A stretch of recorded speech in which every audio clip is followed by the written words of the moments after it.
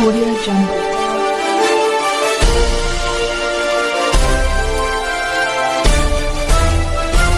Audio Jungle.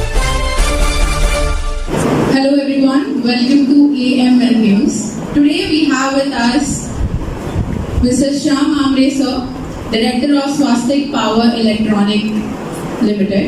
Sir जैसे कि हम सभी जानते हैं कि आप एक एंटरप्रेन्योर हैं, तो आपका बिजनेस जब आपने शुरू किया तो वो जर्नी किस तरीके से रही है? आपने वो प्लान पहले से ही बनाना था या फिर अचानक कोई आइडिया आया? आप हमें अगर बता सकें। एक्चुअली ये जो बिजनेस है मेरे भाई ने चालू किया था।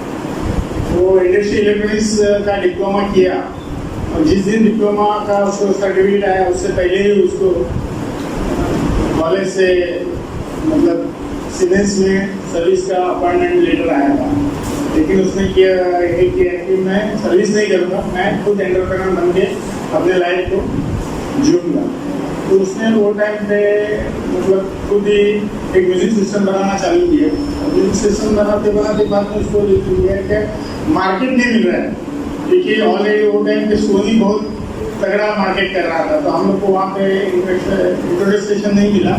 तो उस टाइम पे पावर फेलियर का प्रॉब्लम बहुत था, तो पावर फेलियर का वजह से पावर का सोल्यूशन करके इसमें हम लोग आ गए और इन्वर्टर मैन्युफैक्चरिंग चालू किया। जैसे हमारे यहाँ पे कॉलेज में हमारे इन्वर्टर है, यहाँ पे पावर फेल होता है तो इन्वर्टर मैन्युफैक्चरिंग करेंगे।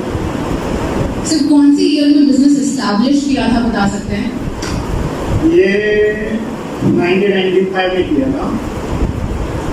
तो उस टाइम पे जब बिजनेस स्टार्ट किया था तो जाहिर सी बात है, हम सभी को पता है कि जब आप बिजनेस चालू करते हैं सर तो फंडिंग वगैरह इकट्ठा करनी पड़ती है। तो आपके बिजनेस में फंडिंग किसने की थी सर?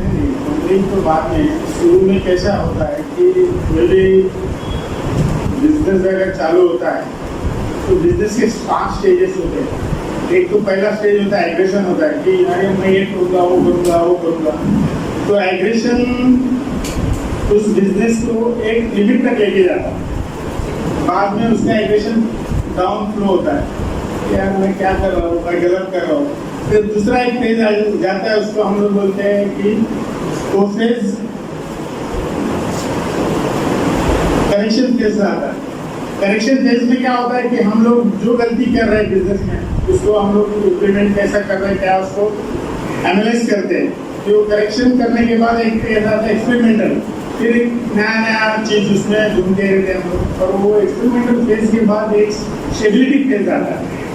तो ये स्टेबिलिटी जब तक नहीं आता है तब तक कोई आपको फंडिंग नहीं करता, क्योंकि फंडिंग जब होता है कि कोई सामने इन्वेस्टर आता है, कोई भी आपको फंड देता है, तो फंड देने वाला आदमी सोचता है कि इसका बिजनेस की स्टेबिलिटी कितनी है।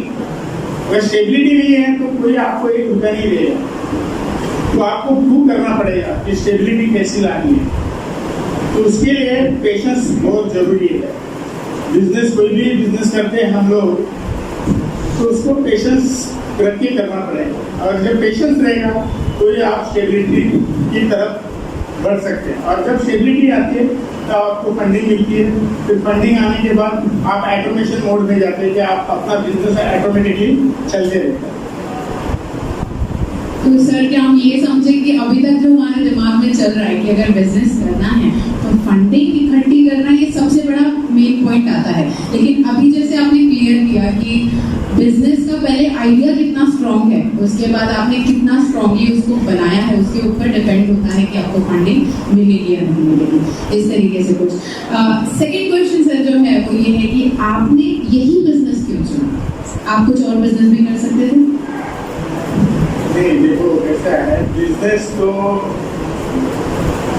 जब आदमी चूज करता है तो उसका पोटेंशियल देखता है, स्किल सेट देखता है, और दूसरी बात है मार्केट पोटेंशियल क्या है, सपोर्ट क्या है, सराउंडिंग में हम लोग क्या है, क्या जरूरत है, नीड बेस होता है जिसको बोलते हैं। तो हम लोग हमारे पास वहाँ पे पावर का शॉर्टेज था, तो इसलिए हमने ये चूज किया।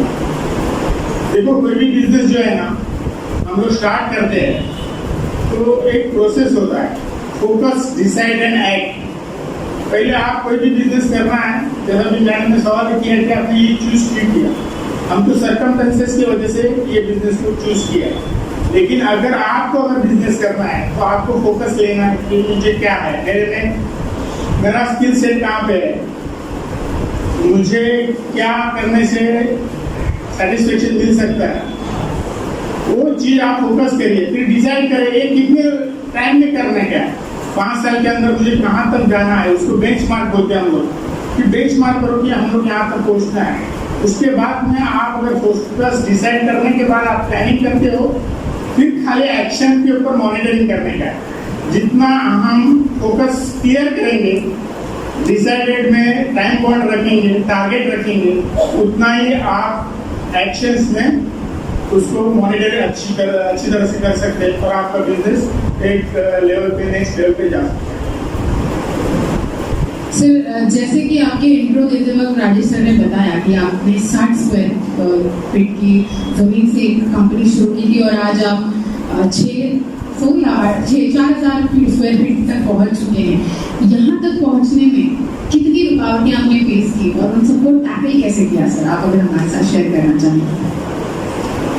देखो, कोई भी बिजनेस जो होता है ना, उसका ऑब्स्टेकल तो आते रहता है, तो जो आने वाला समय ही उसमें फेस करने को हमको इंकरेज करता है, करेज देता है। हम अगर कोई चीज को फेस नहीं कर सकते तो हम बिजनेस नहीं कर सकते। बिजनेस एक ऐसी चीज है, जितना रिस्क लेंगे उतना रिवॉर्ड मिलेगा। High risk high reward, low risk लो रिवॉर्ड। और कोई रिस्क नहीं लेना चाहते हो तो सर्विस ही करते। एंटरप्रेन्योर बनना है तो risk is must, without risk आप कहीं जा नहीं सकते। तो बिजनेस, हमारे बिजनेस में तो हमने काफी मतलब एक एक्सीडेंट हो गया, आदमी मर गया तो पुलिस केस हो गई, तो उसको फेस किया। बाद में मेरी कंपनी में यूनियन बन गई, यूनियन को फेस किया। सेंटेक्स का रेट गिर गया, इसको फेस किया। तो हर एक चीज रोज नई नई आती है बिजनेस में। एंड एक्चुअल बिजनेस चलाते टाइम कंपनी के अंदर आती है, बाद में मार्केट की वजह से आती है। जैसे मार्केट में नए कॉम्पिटिटर आते हैं, नए नए चीज आती है, तो हम लोग को सबको फेस करना है। लेकिन ये जो करते हैं हम लोग, वो हैबिचुअल होना चाहिए। हम लोग अगर सोचेंगे कि आज एक किया कल मैं शांति से जीऊंगा, तो शांति नहीं मिलेगी। धंधा करना है तो उसको 24/7 आपको काम करना पड़ेगा। बिजनेस अगर एंटरप्रेन्योर बनना है, और एंटरप्रेन्योर नहीं बनना है तो फिर एंजॉय है लाइफ के अंदर। सर, एक 9 to 5 जॉब करते वक्त इंसान यही सोचता है कि सुकून भरी जिंदगी होगी, घर पे आएंगे, फैमिली को टाइम देंगे। तो आप कहना ये चाहते हैं कि बिजनेसमैन टाइम नहीं दे पाते अपनी फैमिली को? बिजनेसमैन टाइम दे पाता है, लेकिन उसकी प्रायोरिटी अलग रहती है। उसको फर्स्ट बिजनेस देखना पड़ता है। और सर्विस में क्या है, कल आपको भी अगर कोई है, सर बोलेंगे कल से नहीं आना, तो आप बोलेंगे ठीक है मैं दूसरे इधर जाऊंगी। बिजनेस आप छोड़ नहीं सकते, बिजनेस को आप आंसरेबल है। तो आप सर को भी अगर बुखार आता होगा तो भी आएंगे यहाँ पे मीटिंग करने के लिए। वो बोलेंगे नहीं मुझे बुखार है, आना है, समय कम देंगे लेकिन उनको आना जरूरी है। तो हम लोग प्रायोरिटी जो है ना, उसमें मिस आउट नहीं कर सकते। बिजनेस में आपको पूरा ताकत से रहेंगे तो ये ताकत से आगे बढ़ेंगे, नहीं तो success is very difficult. Sir, फिर ऐसे तो हमारे यहाँ के बच्चे डर जाएंगे फिर बिजनेस करने से? नहीं, बिजनेस का जो देखो, हर एक चीज का एक परसेप्शन रहता है देखने का। अगर बिजनेसमैन की वैल्यू जो है वो कॉमन मैन से बहुत हटके रहती है। कोई भी बोलेगा कि हमारे मराठी में एक लाखाचा लाख मिले तरी चालेल, पण लाखाचा पोशिंदा ना नेला पाहिजे।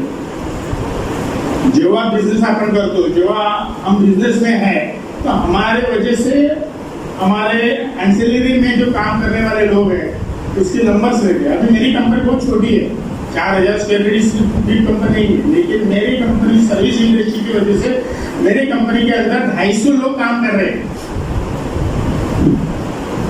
जो सर्विस इंडस्ट्री सब जगह सर्विस के सेंटर है, सर्विस देना पड़ती है, सर्विस प्रोवाइडिंग है। तो हम लोग इतने लोगों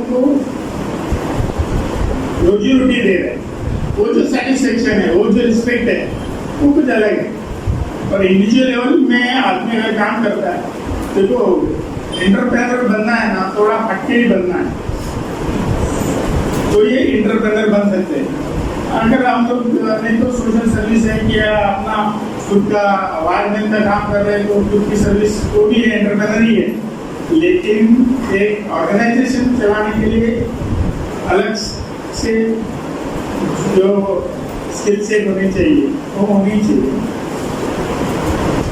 सर काफी अच्छा लग रहा है ये सोच के कि अभी भी आपको ऐसा लग रहा है कि नहीं ये कुछ बहुत ज्यादा बड़ा नहीं कर रहा है, which is very nice that you very down to earth. अगर मैं आपको सर पूछूं कि कुछ 10 साल बाद अपनी कंपनी को आप कहाँ देखते हैं, तो आपके फ्यूचर प्लान्स अगर आप हमारे साथ शेयर कर सकें तो। देखो अगर हम लोग अभी जैसे टेक्नोलॉजी चेंजेस होते हैं, तो हम लोग टेक्नोलॉजी को अडॉप्ट करके नया नई चीज बना रहे हैं, तो उस हिसाब से मार्केट भी बन रहा है। और कोई भी बिजनेस हो, बिजनेस का ग्रोथ हाइपोथेटिकली जो होता है, हम सोचते हैं कि ऊंची तरह से जाना चाहिए, हॉरिजॉन्टल ग्रोथ होना चाहिए। तो ये जो ग्रोथ है ये मार्केट की सिचुएशन के हिसाब से बनता है, गिरती रहती उठती रहती है। और बिजनेस में ये एक है कि डरने का नहीं रहता है, समय हर समय अपना नहीं रहता है, लेकिन वक्त तो होता ही है। तो ये कभी भी ध्यान रखना कि कोई भी आजकल बहुत सारे नए स्टार्टअप बनते हैं, तो आप अगर उसका रेशियो देखते हैं, हम MIDC में जाते हैं या देखते हैं स्टार्टअप वाले, तो स्टार्टअप के 80% बंद हो जाते हैं। क्यों बंद हो जाते हैं? उसकी वजह ही है कि सस्टेनेबिलिटी तक आने तक उनके पास जो प्रोग्राम रहता है वो प्रॉपर नहीं रहता, कंसिस्टेंसी रखने के लिए प्रोग्राम प्रॉपर नहीं रहता, फाइनेंशियल अरेंजमेंट नहीं रहती है। लोग क्या बोलते हैं कि चलो मेरे पास, देखो कंपनी चालू करने के बाद है ना, कम से कम 2 साल भर तो आपको सैलरी देने के लिए जेब से पैसा डालना चाहिए। मैं हमेशा देखता रहता हूँ, मैं मेरा खुद का एक्सपेरिमेंट में देखा है मैंने कि बड़े बड़े 5 स्टार होटल बनते हैं, 7 स्टार 5 स्टार होटल, उनका ब्रेक इवन पॉइंट इतना रहता है ना, खर्चे नहीं करते नहीं। 7 साल लोग कंपनी मतलब होटल का कुछ वैल्यू नहीं होता, तो भी वो लोग चलाते रहते। लेकिन जब वैल्यू बनती है तो उसकी 10 गुनी बनती है। जब वो होटल बिकता है तो उसका 10 टाइम्स उसका इन्वेस्टमेंट का पैसा आता है उसको। लेकिन वो 5 साल चालू रखने के लिए उनके पास जो ताकत है, फाइनेंशियल मैनेजमेंट करके वो लोग, इसलिए वो कर पाते हैं। वैसा हमारे जो छोटे बिजनेस हैं, हमारे को हमको ये देखना है कि हम जो बिजनेस कर रहे हैं, तो हमको एक स्टेबिलिटी लेवल पे लाने के लिए जो भी पीरियड चाहिए उतना तक फाइनेंस रहेगा, तो ये हम लोग बिजनेस कर सकते हैं। अदरवाइज हम लोग बिजनेस में ड्रॉप हो गई। सर आपके इंट्रोडक्शन में पता चलता है कि आपने बहुत सारे छोटे मोटे काम भी किए हुए हैं, होटल मैनेजमेंट में आपने काम किया है, ऐसे बहुत जगह पे काम किया है। क्या आपने ये काम इसलिए किया था क्योंकि आपको कहीं ना कहीं फाइनेंशियली पहले स्टेबल होना था, ताकि क्योंकि आपने कहा कि ये दिमाग में लेके चलना पड़ता है हमें कि साल भर तो भी हमें अपनी जेब से पैसा देना पड़ेगा अपने वर्कर्स को या एम्प्लॉयर्स को, सो इसके लिए आपने ये सारे छोटे मोटे काम किए ताकि मैं एटलीस्ट मेरी जेब खाली रहे, ताकि मैं दे सकूँ।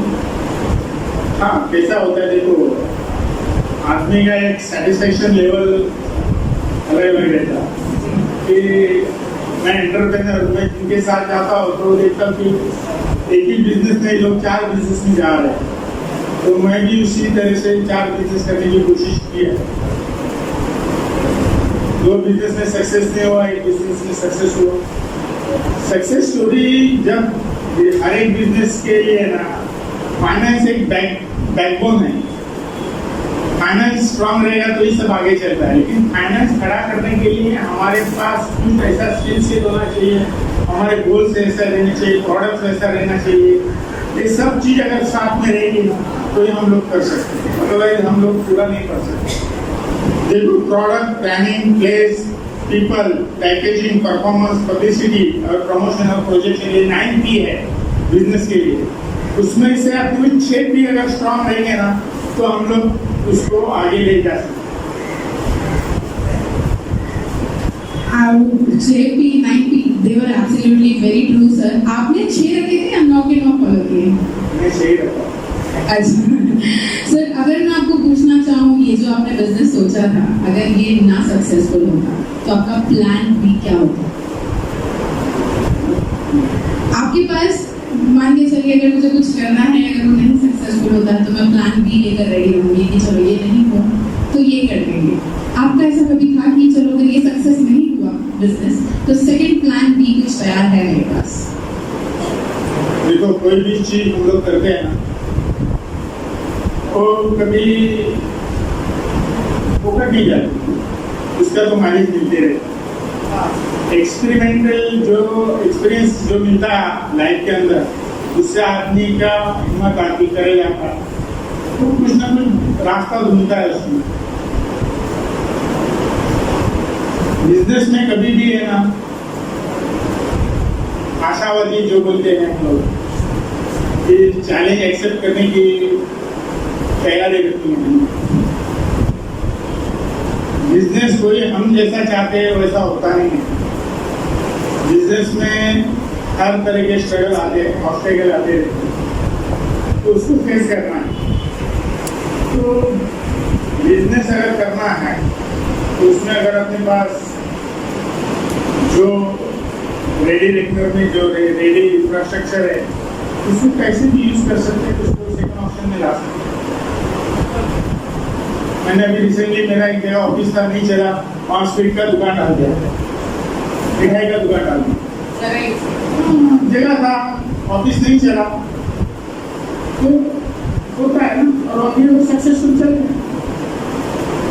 सर मतलब कहने का मतलब है कि जो बिजनेस वाला आदमी वो बिजनेस ही करेगा दोबारा, मतलब नौकरी के बारे में सोच ही नहीं सकते थे, है ना? नहीं, वो क्या है ना, उसके अंदर कीड़ा रहता है। बिजनेस करने की चाहत रहनी चाहिए ना, कोई आदमी अगर बिजनेस कर सकता है। बिजनेस की चाहत नहीं है। अभी बहुत सारे लोग बोलते हैं कि बिजनेस में बहुत रिस्क है, बिजनेस में ऐसा होता है वैसा होता है, निगेटिव भी है, पॉजिटिव भी साइड रहती है अच्छी भी। लेकिन हमारा सही अप्रोच रहेगा तो सब इजीली होता है। मुझे सर आप बहुत ज्यादा फोकस्ड लग रहे हैं। This is something that we can learn from sir. Sir ने प्लान बी रेडी नहीं रखा, सर ने सोचा ये जगह है, ये यूज हो जाएगी दोबारा।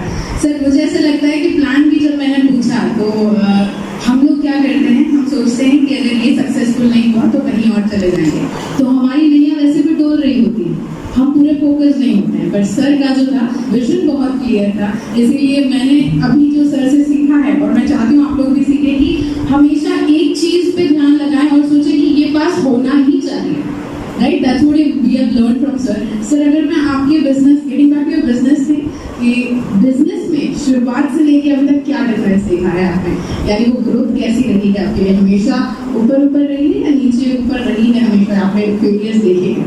नहीं, बिजनेस में तो नीचे ऊपर होते रहता है, लेकिन मार्केट अप डाउन हमेशा चलते रहता है। उसके पॉलिटिकल इफेक्ट भी आता है, गवर्नमेंट इफेक्ट भी आता है। बारिश हो गई तो फिर धंधा चौपट होता है, फिर पॉलिटिशियंस चेंज होते हैं तो भी उसमें बिजनेस में आता है। इंटरनेशनल लेवल में जब अभी और हुआ, जैसा भी ये कोरोना आया था, वो सब टाइम पे तो फेस तो करना ही पड़ता है ना। लेकिन डटे रहना, बिजनेस में कंटिन्यूंसी बहुत वैल्यू वाला पॉइंट है कि आप उसको छोड़ना नहीं चाहिए। जो उसको पकड़ के रखता है वो अपने आप ऊपर जाएगा बिना ताकत से। सर मुझे समझ नहीं आया कि बिजली वाला मतलब इलेक्ट्रॉनिक आपका जो चल रहा है, मतलब उस इलेक्ट्रॉनिक रिलेटेड है, तो कोरोना ने आपको कैसे अफेक्ट कर दिया? नहीं, बिजनेस तो देखो उस वक्त ऐसा था ना, पावर मार्केट में जो बायर थे वो नहीं थे ना, कोई बाई नहीं कर रहा था, तो प्रोडक्ट स्लो हो गया ना। Okay sir, got it. अगर मैं आपसे पूछना चाहूँ सर, हमारे यहाँ पे बहुत सारे एंटरप्रेन्योर्स बैठे हैं शायद जो फ्यूचर में एंटरप्रेन्योर बनेंगे, तो उनमें क्या क्वालिटीज होनी चाहिए अगर आप कहना चाहें? जैसे अगर मैं एंटरप्रेन्योर हूँ, आपको लगता है तो मेरे अंदर वो कौन सी क्वालिटीज होनी चाहिए जो आगे चल के मुझे एक बड़ा बिजनेसमैन बनाए? देखो, पहली बात तो बिजनेस में आपकी क्लियरिटी बहुत जरूरी है। अगर आपकी क्लियरिटी वाई, हम बिजनेस क्यों करना चाहते हैं, अगर आपका वाई क्लियर है तो ही आप बिजनेस में आइए। आपका पर्पस क्लियर है तो ही आप बिजनेस में आ सकते हैं। आपको रिस्क लेने की एबिलिटी है तो ही आप बिजनेस में आ सकते हैं। आपको एग्जिट होने के लिए, एंटर करने के लिए जो भी पॉलिसी है उसका नॉलेज होना चाहिए। आपका जो मेजरमेंट पॉलिसी है, टर्म्स एंड हम लोग उसको टेस्ट एंड मेजर बोलते हैं। अभी हर एक की जिसको हम लोग औकात बोलते हैं, तो मेरी औकात क्या है वो भी समझना है। औकात के बाहर काम करने का, आउट ऑफ बॉक्स जाके काम करना है, तो वो सब पूरा प्लानिंग में क्लियरिटी होना चाहिए। अगर आप क्लियरिटी नहीं रखेंगे तो बहुत बड़ी तकलीफ होगी। इसलिए कोई भी काम करना है, आपको फोकस होना है, डिसाइड करके एक्ट करना है। आपका एक्शन पे ही मॉनिटरिंग करनी है। आप मेहनत पहले, जो भी आपका विजन है, मिशन है, वो आप क्लियर करके लो, उसके लिए टाइम ले लो। आप पिक्चर क्लियर कर ले कि मुझे ये करना है और इस तरह से करना है। फिर उसको टाइम फ्रेम में बॉन्डिंग करो। फिर उसको खाली बाद में अगर आप एक्शन में आते हैं उसको मॉनिटरिंग करना है, बाकी कुछ नहीं करना। मेरा बस लेवल पे चल रहा है क्या नहीं चल रहा है, तो आप बिजनेस में सक्सेस हो सकते हैं। Otherwise business is sir, there is a difference between, right, एक धंधा करना बहुत इजी होता है, एक एंटरप्रेन्योर बनना बहुत मुश्किल है। एक बड़ा पाव वाला भी गाड़ी लगाता है, बहुत कमा लेता है, बट वो ऑर्गेनाइजेशन नहीं बना पाता। सो क्यों नहीं एक बड़ा पाव वाला एक बहुत बड़ा कुछ कर सकता है? ऐसा मतलब क्यों नहीं होता है? उनका सक्सेस दिखाई क्यों नहीं देता सर? क्योंकि उनका सिर्फ पैसे पे मुला जाता है, आपका ऑर्गेनाइजेशन दिखाई देगा, उनका कुछ नहीं। तो आप क्या डिफरेंस कह सकते हैं? देखो, छोटे जो बिजनेस होता है ना, वो डिपेंडेबल है, वो खुद करना चाहता है सर। और बड़े ऑर्गेनाइजेशन में system dependent, man independent. System को डिपेंड होता है, तो सिस्टम अपने आप काम करके आदमी अलग से काम करता है। अभी मैं एक लेवल पे आ गया, अभी सर भी एक लेवल पे आ गया, सिस्टम काम करिए, इंडिपेंडेंट है, दूसरा और भी कुछ कर सकते हैं। तो वो एक, लेकिन ये नहीं, ये सब इसके लिए आपको पीरियड चाहिए। आप ये नहीं सोच सकते कि मैं रातों रात में लखपति बन जाऊँ, ये कभी नहीं सोचना है। एंटरप्रेन्योर होना है, उसके लिए सबसे बड़ी अहमियत वाली बात यह है कि आप खुद एक जो प्रैक्टिस करते हैं वो ऑथेंटिक प्रैक्टिस करनी चाहिए। आप कुछ भी गलत काम करना चाहेंगे कि रातों रात पैसे वाले रहेंगे, तो उसका मतलब वो बिजनेस को वैल्यू नहीं रहेगा।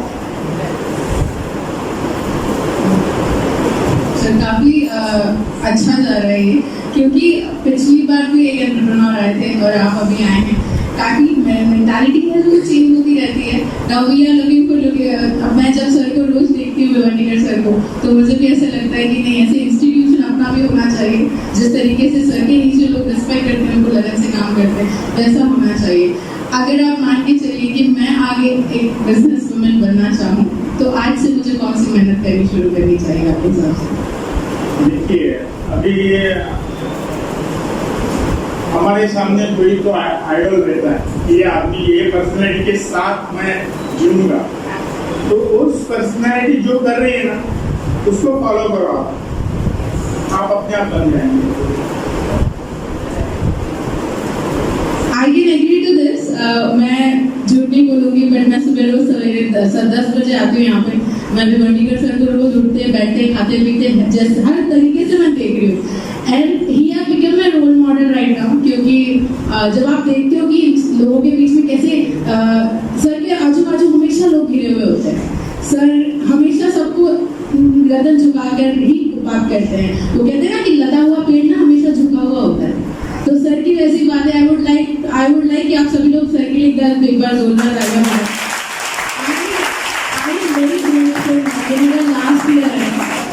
मेरा लास्ट ईयर है, मैं डेफिनेटली ये सारी चीज़ों को बहुत ज़्यादा मिस करूंगी, और सर के लिए भी बहुत ज़्यादा जोरदार तालियां होनी चाहिए, क्योंकि हमारे एवरी सैटरडे कोई ना कोई आ रहा है और वो इतना दिमाग पे असर करती है ये बातें कि अब ऐसा लगता है कि यार शायद 9 to 5 जॉब कोई कम ही लोग करेंगे बहुत। पर 9 to 5 जॉब करना कोई गलत नहीं है। फाइनेंशियली आपको अपने आप को मेंटेन अगर करना है तो ये जॉब करके आप फाइनेंशियली मेंटेन हो जाइए, उसके बाद भी बिजनेस सेट किया जा सकता है अगर आप एग्री करें तो इन बातों को। ये कहता है, देखिए मैं कोई सर्विस के अगेंस्ट में नहीं, सर्विस सेक्टर तो जरूरी है, काम तो सबको करना है, बिना काम करके किसी की गाड़ी चलेगी नहीं, मेहनत तो सबको करना है, लेकिन मेहनत में फाइन ट्यूनिंग आना चाहिए। आप जो मेहनत कर रहे हैं ना उसको फाइन ट्यूनिंग लेके आइए। अभी मेरा दोस्त है, रिसेंटली उसने ये बैरोले गाड़ी लिया, वो ट्रांसपोर्ट का काम करता है, तो गाड़ी लगाया तो सुबह उसकी गाड़ी फैक्ट्री पे जाती है, अमेजोन में लगाते हैं, तो 9 बजे जाता है, पिकअप करता है, मटेरियल डिस्पैच करके 6 साढ़े 6 बजे बंद करता गाड़ी। अरे कितना मिलता है? 30-35 हज़ार रुपये मिलता है। मैंने बोला यार तू गाड़ी ड्राइविंग करता है, अच्छा दिन का ये उम्र में 35 हज़ार रुपये कमा रहे, कुछ गाड़ी का हफ्ता 18 हज़ार रुपये बढ़ता है। अरे कैसे? मेरा एक काम करके तेरे पास गाड़ी है ना, तो मेरा सुन। मैंने उसको आइडिया दिया, देखो क्या होता है ना, उसके पास सब कुछ अवेलेबिलिटी रहने के बाद उसका देखने का नजरिया जो है ना, एक शॉर्ट आउट ऑफ बॉक्स सोचा ही नहीं उसने। मैंने उसको आउट ऑफ बॉक्स जाके सोचने को बोला। मैंने बोला कि देख तेरे पास गाड़ी है, मैं तेरे को एक जगह पे जाके तू मेहनत करना पड़ेगा, तू सारा लाख रुपए कमा सकता है। बोले मेहनत के अभी पैसा मिलता है तो आदमी को भी मेहनत करने के लिए रेडी हो जाता। उसको मैं लेके गया आलिया फाटा भाजी मार्केट, 5 से सुबह हम लोग, वो 4:30 बजे जाता है, सुबह वहाँ से सब भाजी लेके आता है और 9 बजे तक भाजी बेचता है। रोज का 3-3.5 हज़ार रुपये मिलता है। तो ये उसने चालू किया, आज उसका 35,000 जो कमाई चालू था वो भी चालू है, मेहनत बढ़ाई, आज रोज का 3,000 रुपये मतलब लाख रुपये उसको नेट हुआ। आज उसने अभी परसों गणपति के दिन और एक गाड़ी ले गया।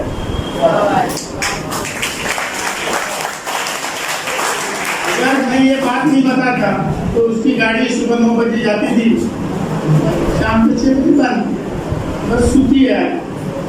आज देखिए एक गाड़ी हुई, उसने दूसरी गाड़ी बुक की है, अभी परसों आ जाएगी 31 तारीख को गणपति के दिन।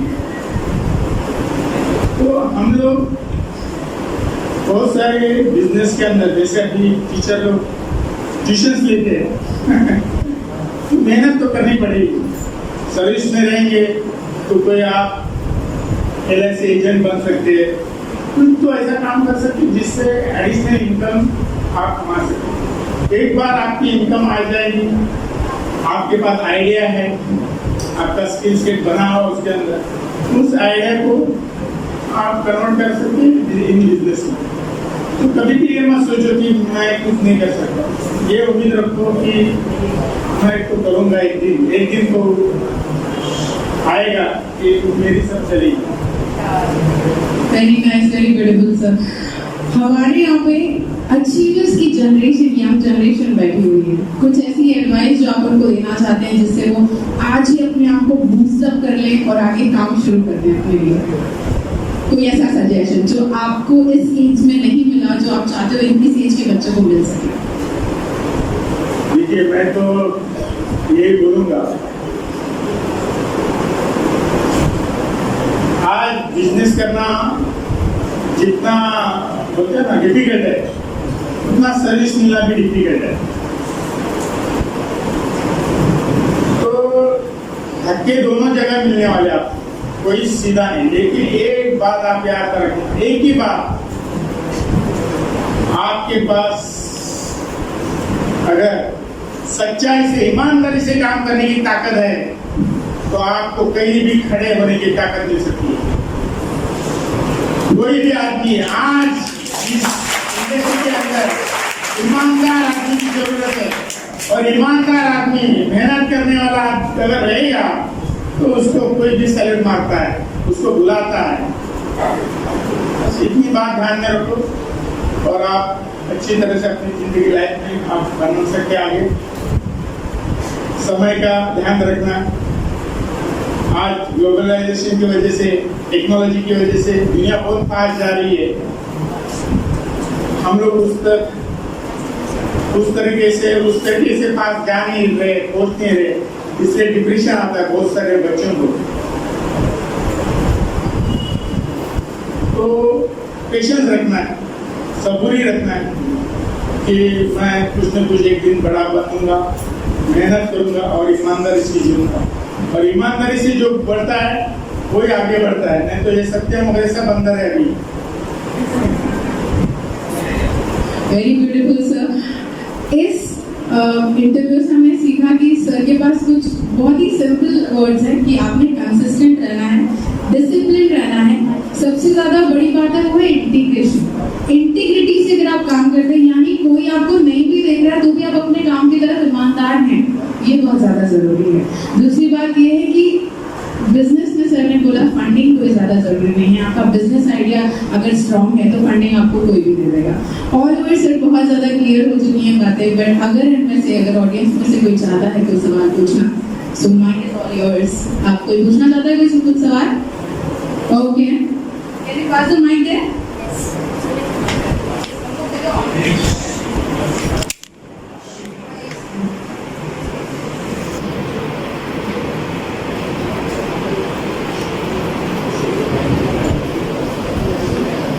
हेलो सर, मेरा नाम सेजल है। मैं पूछना चाहती हूँ, हर एंटरप्रेन्योर के लाइफ में कोई ना कोई चैलेंजर रहता है जिसके कारण उनकी पूरी लाइफ चेंज हो जाती है उनका चैलेंज एक्सेप्ट करने के बाद। मैं जानना चाहती हूँ आपकी लाइफ में वो चैलेंजर कौन था जिनके कारण कि आपकी लाइफ, आपका बिजनेस फुल्ली टोटली ग्रो कर गया?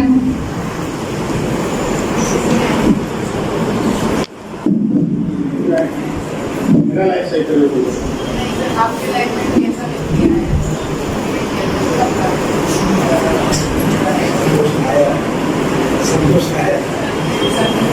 संतोष नायर करके एक जगह है।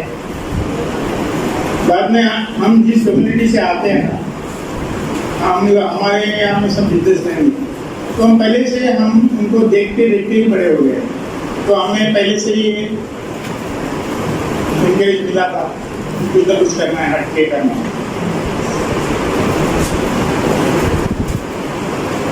संतोष नायर जी की बात हुई है तो उनके बारे में भी कुछ बता देते हैं कि वो क्या थे, कैसे थे, क्या किया उन्होंने आपके लाइफ में? संतोष नायर एक मोटिवेशनल ट्रेनर है और मैं जिस वक्त जाता था तो उस टाइम मैं LIC एजेंट था। एजेंसी को कैसा हैंडल करने का, कस्टमर को हैंडल कैसा करने का, पॉलिसी को, वो नॉलेज के लिए जाता था। लेकिन जब उन्होंने एंटरप्रेन्योर कोर्स चालू किया तो फर्स्ट बैच में उनके साथ मैंने काम किया, उनका ट्रेनिंग लिया और तब से बहुत कुछ, मतलब जो मार्केट में चेंजेस होते हैं वो इनकी वजह से काम हो गया। मैं बोलता हूँ श्याम जी के लाइफ में क्या टर्निंग पॉइंट था। He has started in business और I am I witness to it. Education हो गया उनका, बिजनेस चालू किया।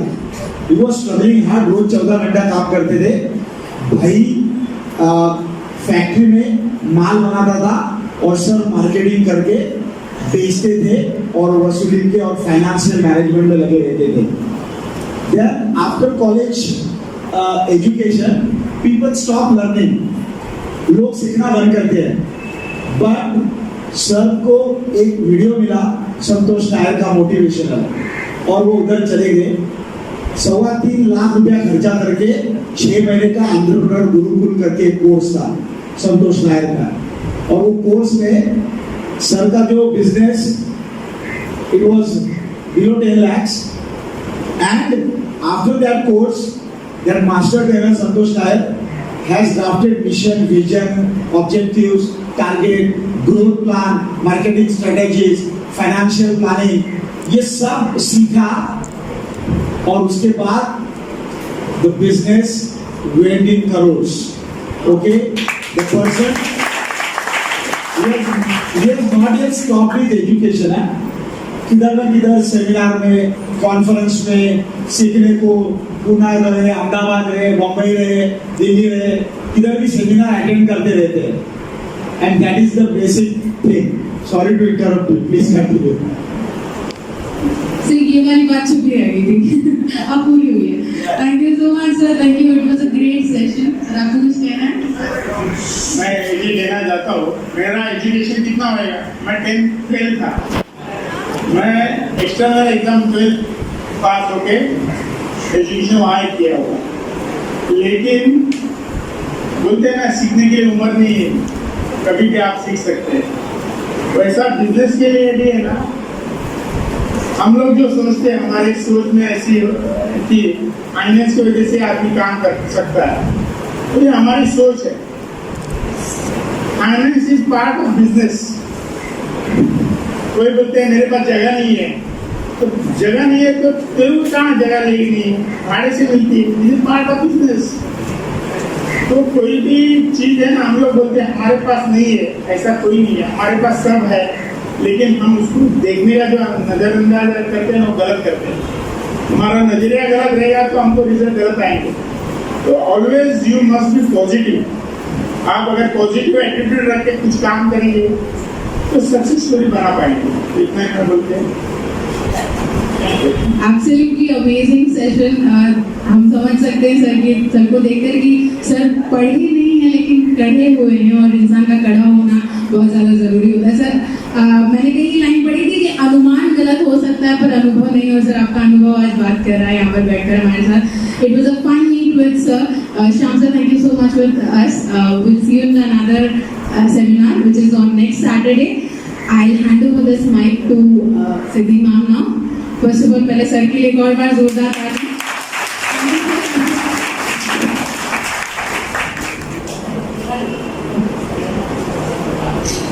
I request our chair.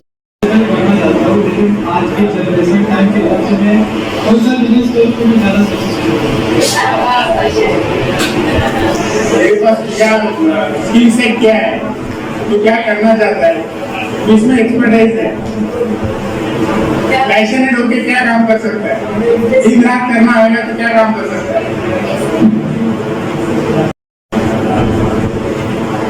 उसके लिए ना सुनो, ये क्वेश्चन कॉमन रहता है।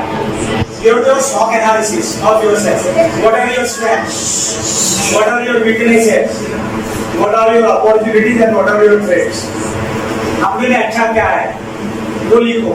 Write 10 strengths, write 10 weaknesses, write 10 opportunities around you, and 10 threats that अगर मैंने ये नहीं किया तो मेरे को रास्ते पे घूमना पड़ेगा इधर उधर। These are all threats. अगर मैंने नहीं चालू किया तो दूसरा चालू कर देगा, right? So this SWOT analysis once you do, you come to know your strengths, and then opportunities में से कुछ न कुछ नजर क्लिक होती है। तेरे जो पैशन है ना उसको जिंदा रख। तूने पहला जो वर्ड यूज किया ना, सर मेरे को बिजनेस करना, कुछ न कुछ रास्ता तेरे को मिलेगा। इसके लिए ताली बजाना दो।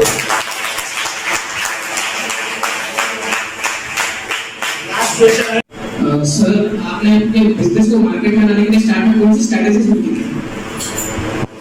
तो डीलर नेटवर्क से काम चालू किया। देखो मैं बोलता हूँ, every business is going business. कोई भी धंधा कम नहीं है। आप ये मत समझो छोटा बिजनेस है। एक हनुमान गायकवाड़ करके एक एलएनटी में एंट्री हुआ आदमी, सर्विस छोड़ता है और हाउस कीपिंग का काम करके आज इंडिया में 55,000 करोड़ का हाउस कीपिंग का काम कर रहा है। तो कोई काम छोटा नहीं है, हमारा नजरिया छोटा रहेगा। तो कोई every business is going business, खाली हाउ टू हैंडल उसको एजुकेशन कैसा करना है, अगर वो आपको समझ में आ जाएगा तो बिजनेस। Next question, please.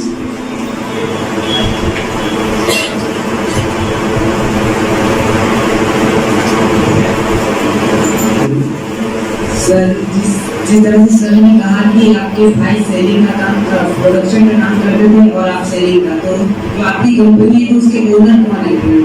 आप या आपके भाई की दोनों? तो आप प्रॉफिट होता है तो आप शेयर कैसे करते हैं?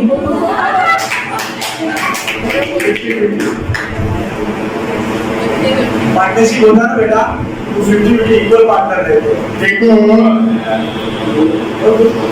देखो कैसा है, हर एक बिजनेस में तेरा सवाल होता है कि मैं मेहनत करूंगा, भाई कितना लेके जाएगा, तो सवाल तेरा बराबर है। देखो कोई भी चीज में अंडरस्टैंडिंग रहती है, तो अंडरस्टैंडिंग किस तरह से है इंडस्ट्री के अंदर। अगर कल तू मेरा पार्टनर बनेगा तो मैं तेरे को सैलरी भी देगा और प्रॉफिट भी दूंगा, तो ये मत सोचना। तो बिजनेस के अंदर ये दो फायदे होते हैं, कंपनी का सैलरी भी मिलती है और प्रॉफिट भी मिलता है। सैलरी जो 8 घंटा 10 घंटा 12 घंटा काम करता है वो पार्टनर को सैलरी मिलती है, और at the end of the year profit also share. Okay girls, Any other questions? what settle Okay. खड़ी हो जा। Please smile. सर मेरा क्वेश्चन ये है कि कोई भी बिजनेस हो उसमें तो कॉम्पिटिटिव तो रहेगा, लेकिन वो कॉम्पिटिटिव में कुछ गलत कदम ना उठा के उसमें कैसा सफल करके आगे बढ़ना चाहिए और अच्छा प्रॉफिट कर लेना चाहिए। अभी यहाँ पे क्या कितने एंटरप्रेन्योर हो सकते हैं, वो अपने कॉम्पिटिटिव में कुछ गलत कदम ना उठाए, वो सही राह पे चल के कॉम्पिटिटिव को फेस करे और कुछ अच्छा सक्सेस पाए। तो आप ऐसा क्या बताना चाहते हो कि वो रॉन्ग वे में ना जाके राइट करवाएं? देखो क्या रहता है ना, सब प्रोडक्ट बेसिक फंडे सब एक ही रहते हैं। कोई भी आप प्रोडक्ट लेंगे तो हर एक प्रोडक्ट में वेरायटी मिलती है। जैसा मोबाइल है, 5,000 से 5 लाख तक मोबाइल मिलता है, तो वेरायटी मिलती है। उस तरह से ही सब हम लोग जहाँ पे ये करते हैं तो उसको मार्केटिंग उसी तरह से